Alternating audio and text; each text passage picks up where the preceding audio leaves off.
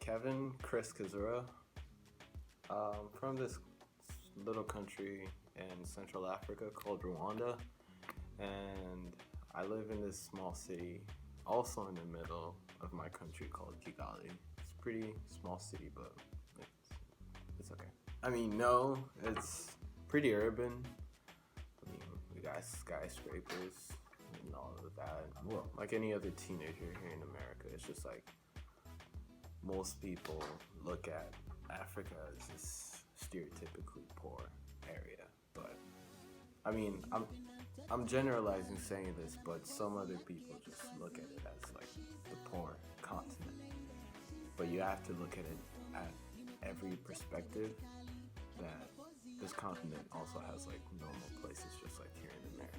It has both urban places and also poor places, just like any other continent. Other language is Kinyarwanda, and also another common language is French, which I also speak, and English too.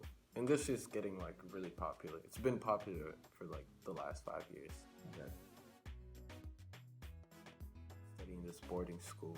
I started at that boarding school when I was like 13. And after that, there's this test you usually take around that time, like when I was like around 16. I think it was like freshman year or like sophomore year. And around that time, there's this test you can take, and if you get really good grades on it, you can get sponsored by the Rwandan government or get sponsored by a school that like actually sees your talent or whatever, your grades. And if you get really good grades, they can actually sponsor you to take you to like transfer you to another country and study abroad. And fortunately, I got transferred in Kansas. While the academic system was different from here, we used to it was divided in like 3 categories. We didn't have semesters. We had, in French we call them trimestres. So we used to do like basically 3 quarters. It's like one during spring, one during summer, and one during winter, which is rainy season back home. But in the middle of it all, we used to have like really small breaks. And the biggest break we could get is like from November to December. So the government, like, I also really don't understand really well how they do it. But usually they get these kids like from different schools, and they give you this test, different from any other test, and all the classes you've taken, and they just see your general knowledge of like everything. Like it's either history, science, and it's all in one test. But I actually got decent grades to actually get transferred. So it's weird.